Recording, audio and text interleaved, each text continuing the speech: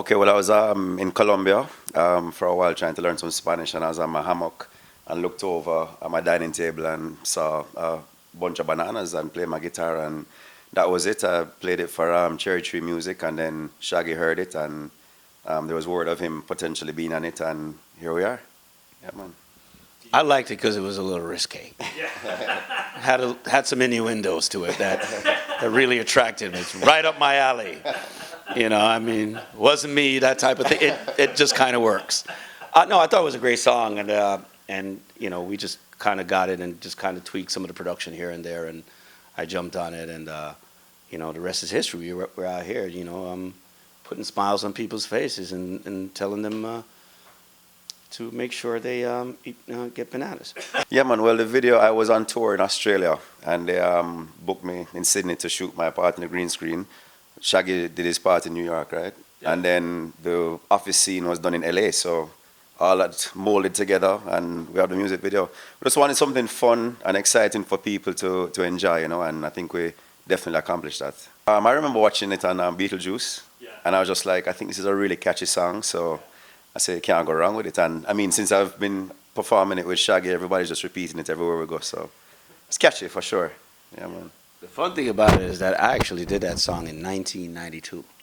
It was on my album Pure Pleasure. I actually did Deo, my version of Deo, and it was what we normally at that time I used to close the show with. It was a big hit because it's so easy, very catchy.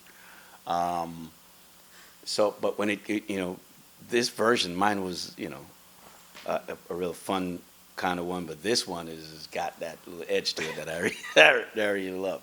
And then the video is very comical too, so it's just a real play on just the song and just being fun, and it's about smiles at the end of the day.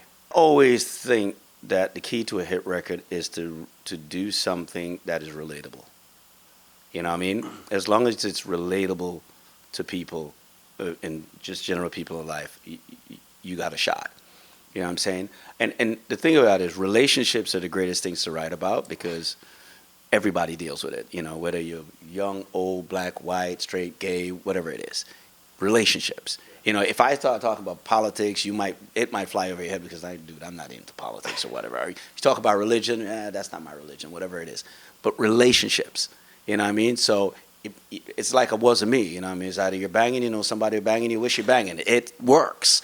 It's relatable at some point, you know what I mean? When you talk about just the innuendos on this, it is funny, but it is very relatable. You know what I'm saying? So I think that's the key in always subject matters in getting a record going. And then it's wordplay after that. Great melody, make sure they're great catchy melody that's complementary to the instrumentation.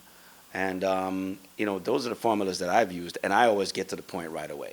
It's like when I wrote the song Strength of Woman, I wrote the whole song, and it took me 2 weeks to get the first two lines because of the fact that it took 16 bars to get to this big chorus. You put a smile upon it, which is big.